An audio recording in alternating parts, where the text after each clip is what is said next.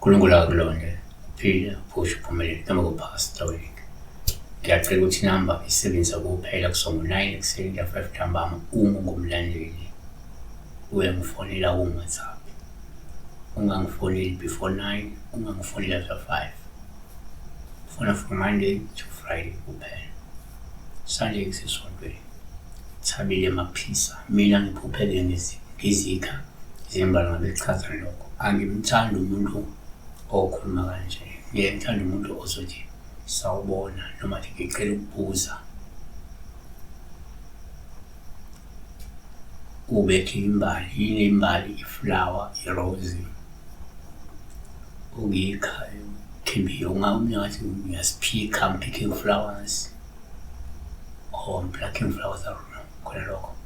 So one, ngokuqondile uma uphupha imbali kupha oluhlu uma uzikha lusho ukuthi kungenzeka umuntu ongalindele inhlanhla lesibusiso kanye nenhlalakahle nokuthola umvuzo omuhle uyikhandla kwakho.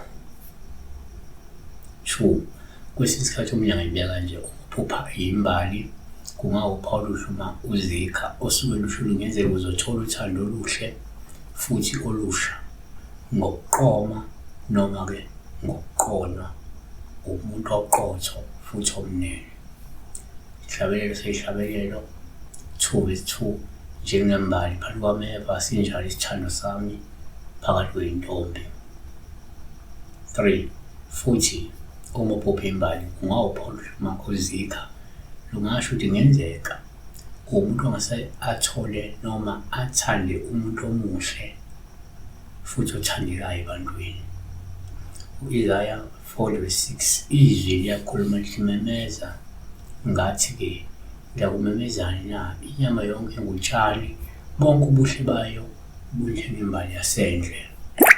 Ihlabelelo sihlabelelo 2:1 ngiyimbali yaseSharoni nomluze wezigodi. 4, kuyenzeka-ke uma uphupha la imbali kuba upha oluhlu uma uzikha olungasho kungenzeka uzothola amathuba amahle azokulethela injabulo, ukuchuma noma ukunethezeka empilweni. Siyabonga.